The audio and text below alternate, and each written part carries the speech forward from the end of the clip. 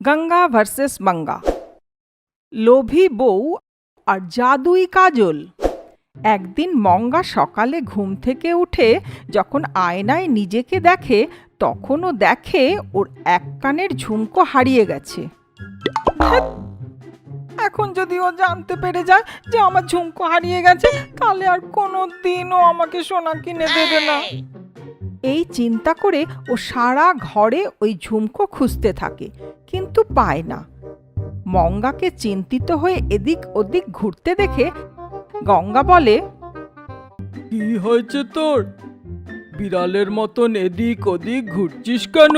কি খুঁজছিস? মানে শাশুড়ি মা, কিছুদিন আগে ও আমাকে যে সোনার ঝুমকা কিনে দিয়েছিল না, তার থেকে একটা খুঁজে পাচ্ছি না, সেটাই খুঁজছি।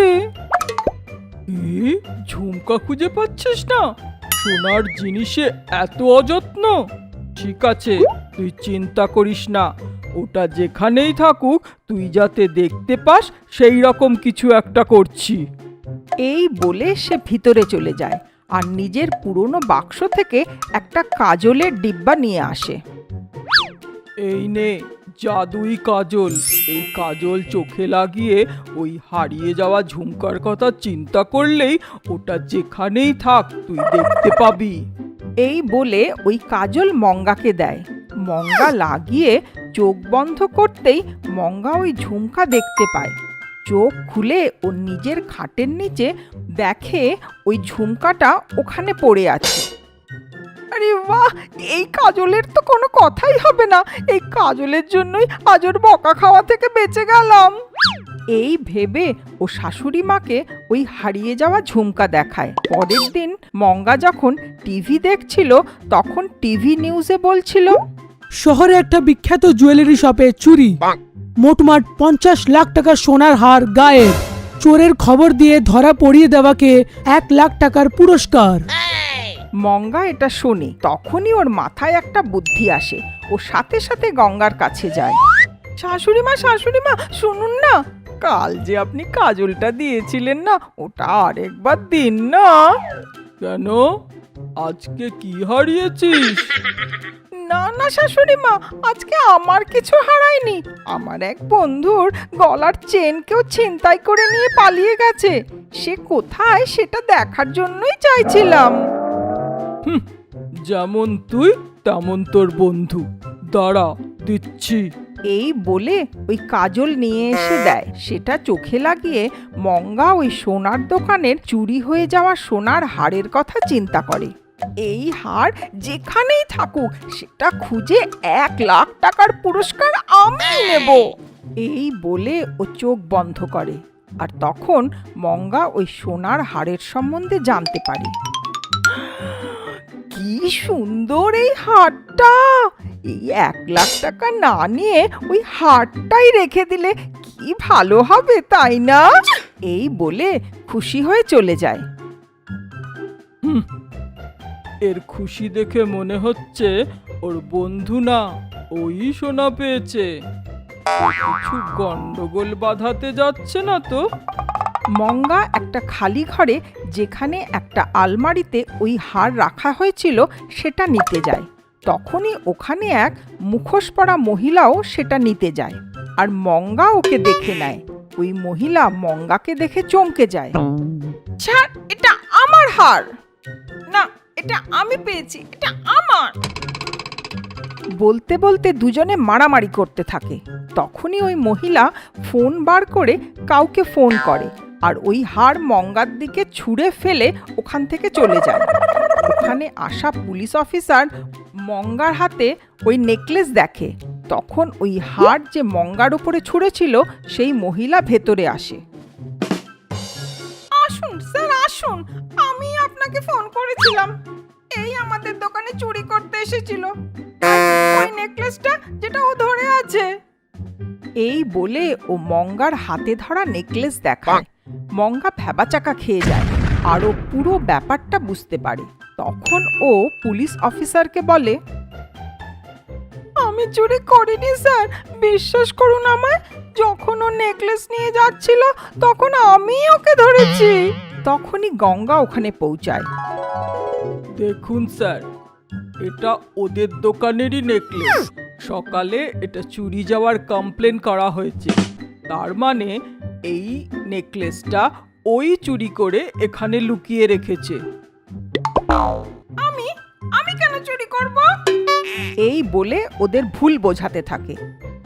তখন গঙ্গা বলে, যদি আমার বৌমা চুরি করে তবে সিসিটিভিতে তার রেকর্ড থাকবে, যান দেখে নিন। এই শুনে পুলিশ যখন সিসিটিভি দেখে তখন জানতে পারে যে ওই মহিলাই সকালে ওই হার চুরি করে ওখানে রেখে দিয়েছে আর মিথ্যে কথা বলছে। দেখুন স্যার, আমি আমার বৌমাকে ওই চোর ধরতে পাঠিয়েছিলাম। Very good. তো এই 1,00,000 টাকার পুরস্কারটা আপনার। বাহ শাশুড়ি মা, ঝামেলায় আমি পড়লাম আর পুরস্কার আপনার। আমার খুব শিক্ষা হয়েছে।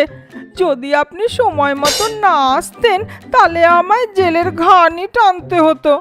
আমাকে মাফ করে দিন শাশুড়ি মা, আর কোনোদিন আমি এরকম করব না।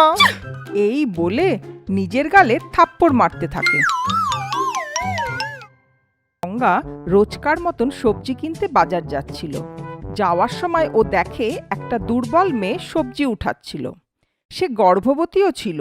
ওই গর্ভবতীর অবস্থা দেখে ওর খুব খারাপ লাগে। তাড়াতাড়িও ওর কাছে গিয়ে বলে, আরে আরে, এ কি মা, তুমি মা হতে চলেছ আর এত রোদের মধ্যে তুমি ভারী জিনিস তুলছো?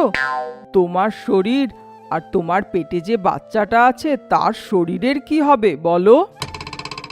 এই বলে ও সবজি নিয়ে পাশেই এক জায়গায় ছাওয়াতে বসায়। ওকে ক্লান্ত দেখে বলে, আরে তোমার হাত দেখো তো, কোনো জোরই নেই। তোমার চোখও বসে গেছে। তুমি ঠিক সময় মতন খাবার খাও তো? হ্যাঁ খাই। জানি না কি খাও। দেখো তো নিজের আঙুলগুলো কেমন সাদা হয়ে গেছে, শরীরে রক্তও নেই। আচ্ছা, তোমার নাম কি? ভূমি।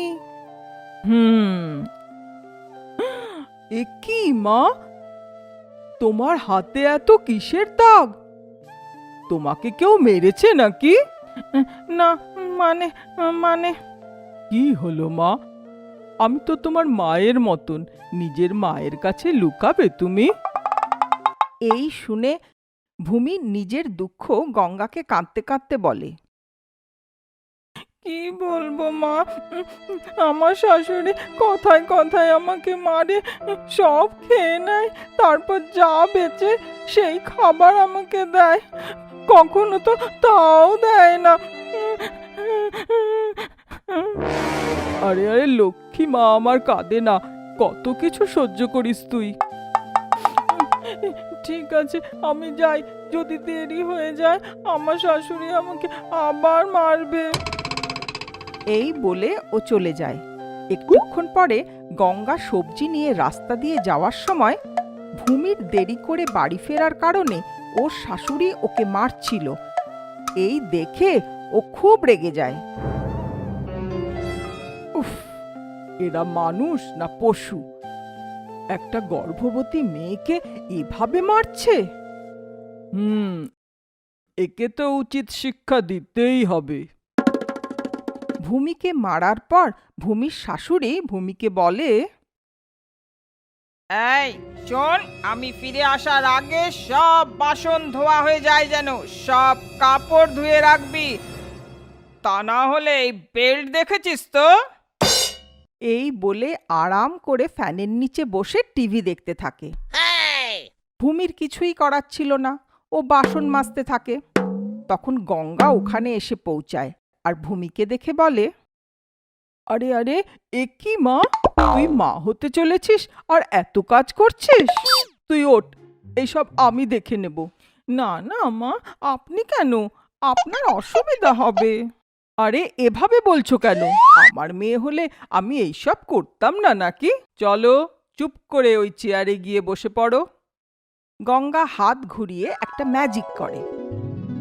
সাথে সাথে ঘরের বাসন আর কাপড়গুলোতে প্রাণ এসে যায় আর নিজে নিজে ধুতে থাকে। ফ্রিজে রাখা আপেল, কিচেনে রাখা চাকু ভূমির সামনে এসে আপেল কেটে ভূমিকে খাওয়াতে থাকে। ঝাড়ু নিজেই ঘর পরিষ্কার করতে থাকে। এইভাবে গঙ্গা নিজের ম্যাজিকের দ্বারা পুরো ঘর সাজিয়ে গুছিয়ে ফেলে। তখন ভূমির শাশুড়ি ভূমিকে চেয়ারে বসে আপেল খেতে দেখে রেগে আগুন হয়ে যায়। ভূমিকে বলে, আহা মহারানী, ঘর পরিষ্কার করতে বললাম আর তুই তো আরাম করে বসে আপেল খাচ্ছিস।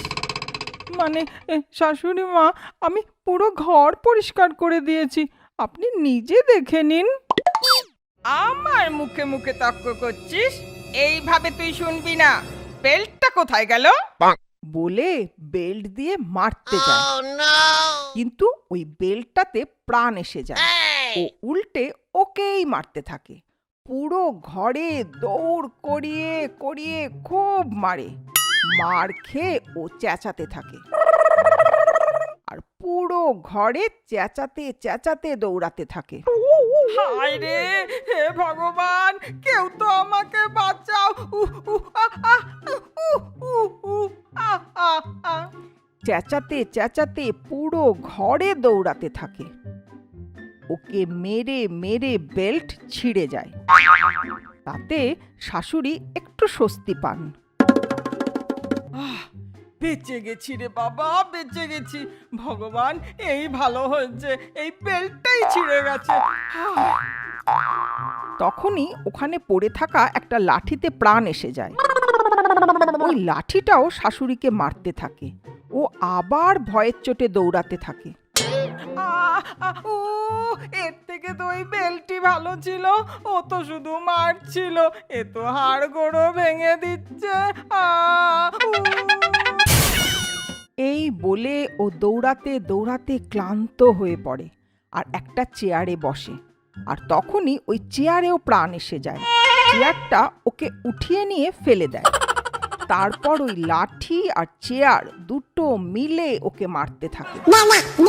দৌড়াতে দৌড়াতে শাশুড়ি ক্লান্ত হয়ে যায়, জল পিপাসা পেয়ে যায়। তখন গ্লাস নিয়ে জল খেতে যায়। গ্লাসেও প্রাণ এসে যায়, আরও শাশুড়ির মুখে জল ছিটিয়ে দেয়। তখন ও কাঁদতে থাকে। হে ভগবান, এটা কি হচ্ছে, এটা কি হচ্ছে? এই দেখে ভূমি শাশুড়ির জন্য জল নিয়ে আসে।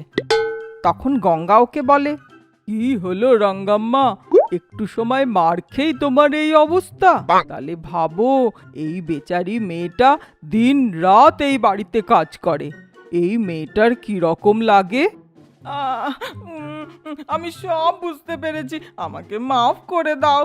এখন থেকে আমি বউকে খুব যত্নে রাখবো, ওর খুব দেখাশোনা করব। হ্যাঁ, হ্যাঁ, তুমি যদি না করো তাহলে এরা তোমার দেখাশোনা করবে।